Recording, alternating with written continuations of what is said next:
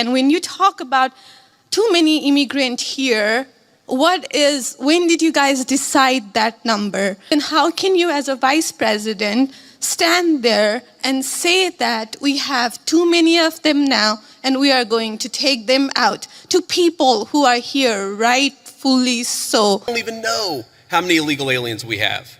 We don't even know. The best guess is probably 25, 30 million people. I've heard estimates as high as 50 million.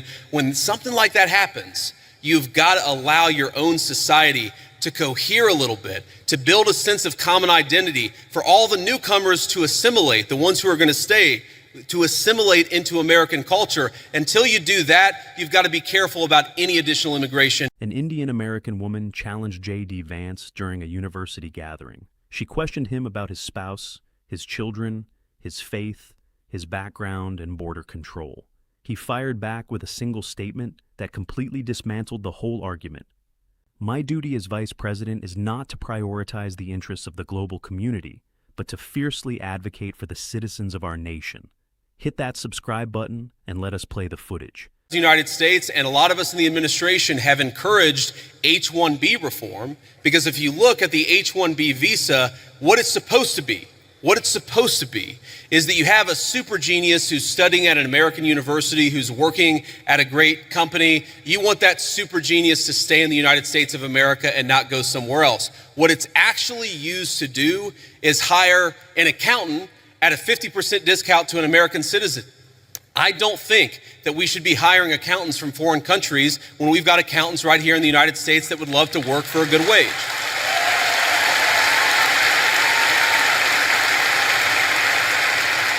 Now, you asked about, I think, your girlfriend, you said, and I obviously don't know the full details about your situation, but my view is, look, there are people who want to come to the United States of America, and some of them, I'm sure, can enrich the United States of America by coming here, but we have got to get our overall numbers way, way down. Too many people have come into the United States of America. I am married to the daughter of immigrants who came to the United States in the 1980s. I do believe that some immigrants, many immigrants do in fact enrich the United States of America, but here's the problem. We don't even know how many illegal aliens we have. We don't even know. The best guess is probably 25, 30 million people. I've heard estimates as high as 50 million. When something like that happens, you've got to allow your own society to cohere a little bit, to build a sense of common identity, for all the newcomers to assimilate, the ones who are going to stay, to assimilate into American culture. Until you do that, you've got to be careful about any additional immigration in my... Hello, Mr. Vice President. Thank you so much for giving this opportunity to talk here today. I did not agree with many of the things that you said right ahead of this, but I don't think that's my point to discuss here. What I want to ask is, you are married to a woman who is not Christian. In her Wikipedia, I mean, I just looked it up. I wanted to know what her faith was. I didn't know this before. But she still calls herself Hindu. You are raising three kids in cultural, racial, religious household. How are you maintaining, or how are you teaching your kids not to keep your religion ahead of their mother's religion? Or how are you teaching them that your kind, they're that kind who got here just few years or few decades ago is different or is better than your mom's kind who got here just a generation before? How are you balancing that? And when you talk about too many immigrants here, when did you guys decide that number? Why did you sell us a dream? You made us spend our youth, our wealth in this country and gave us a dream. You don't owe us anything. We have worked hard for it. Then how can you as a vice president stand there and say that we have too many of them now and we are going to take them out to people who are here rightfully so by paying the money that you guys asked us? You gave us the path, and now how can you stop it and tell us we don't belong here anymore. So, and one more thing, I'm sorry, one more thing. Do Sure. you have to There's be... a lot there. I don't know if I'm going to remember all this, but I will try. I'm sorry. I had to say all of this, and please take it with due... I mean, I'm saying all of course. this with due No, go ahead. respect. I Please. have no Thank you. intention of causing a scene here or anything, but... We're not close to causing a scene, Yeah. don't worry.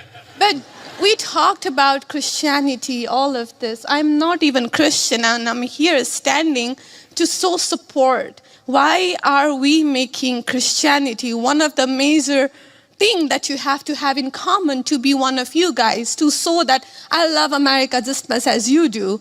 Why is that still a question? Why do I have to be a Christian? Okay, so there was a lot there, and I'm going to try to respond to as much of it as I can. So on the question of immigration, so first of all, I can believe that we should have lower immigration levels, but if the United States passed a law and made a promise to somebody, the United States, of course, has to honor that promise. Nobody's talking about that. I'm talking about people who came in violation of the laws of the United States of America, and I'm talking about in the future reducing the number of people. Sorry, what? May I continue on that? Because when you just said you are not stopping with the people who came here legally, right? But you are pushing out policies that hurt us. And these policies are not even solving the problems. These policies are just creating chaos. No, ma'am. Okay, so again, I'm gonna finish answering the question, and then if I've answered all 9 of your questions in less than 15 minutes, then we can keep on going. We got to have a little fun, right? So here's the thing. I can believe that the United States should lower its levels of immigration in the future, while also respecting that there are people who have come here through lawful immigration pathways that have contributed to the country. But just because one person or 10 people or 100 people came in legally and contributed to the United States of America, does that mean that we're thereby committed to let in 1 million or 10 million or 100 million people a year in the future? No, that's not right. We cannot have, I'll go and finish. We cannot have an immigration policy where what was good for the country 50 or 60 years ago binds the country inevitably for the future. There's too many people who want to come to the United States of America, and my job as vice president is not to look out for the interests of the whole world, it's to look out for the people of the United States. Now,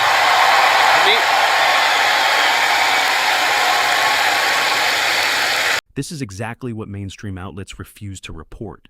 The attendee did not show up to this gathering to have a productive dialogue. She arrived with a calculated strategy to hurl everything at Vance simultaneously, targeting his Hindu spouse, his biracial kids, his Christian faith, and his border stance, aiming to weaponize emotions, induce guilt, and provoke a regrettable reaction. The senator anticipated every single maneuver and entirely declined to participate. First is the true visa reality. Prior to her even posing the inquiry, Vance had clearly articulated the visa perspective that the press constantly distorts. The specialized visa was originally established for retaining truly extraordinary individuals, like brilliant scholars at domestic universities working at top-tier firms, because keeping that talent here is highly beneficial. In reality, the initiative devolved into a loophole allowing corporations to employ foreign financial workers at half the cost of their American counterparts. Vance stated unapologetically that he opposes bringing in foreign financial professionals when countless citizens would eagerly accept those exact same positions for fair compensation. Second is the direct personal attack. The questioner stood up and told Vance she had researched his spouse online, noting her Hindu faith, and emphasizing that they are raising 3 children in a culturally and religiously blended household. She then questioned how he explains to his children that early arrivals to this country are somehow inherently superior to those who immigrated just a single generation prior. Vance completely sidestepped the inflammatory trap. Acknowledging the multitude of accusations, he stated he would try to answer as much as he reasonably could, and then immediately went straight into substantive policy matters. He offered 0 personal words about his wife or children, gave no defensive comments regarding religion, and solely focused on policy. Next is the crucial distinction between lawful and unlawful entry. She constantly tried blurring two entirely separate topics, conflating lawful immigrants who respected the rules with the debate over future immigration levels. Vance absolutely refused to let them blend. He articulated quite clearly that if our nation established a lawful route and made a commitment to individuals, that pledge must absolutely be upheld.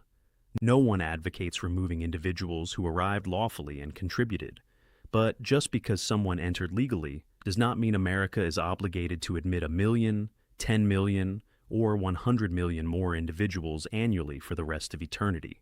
What functioned 6 or 7 decades ago does not permanently bind our country for eternity.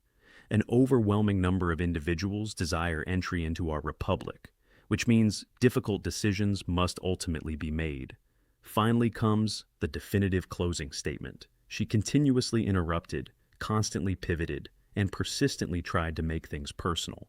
Vance maintained total composure throughout, then delivered the exact remark that concluded the entire exchange. My fundamental duty as vice president is not to serve the desires of the entire globe, but rather to fiercely protect the citizens of the United States. She possessed no response for that, because a logical answer does not exist. That mandate is the fundamental job description for every elected American representative, every single one. You tell me whether that reflects an extreme position or just basic common sense. Please remember to like, subscribe, and share.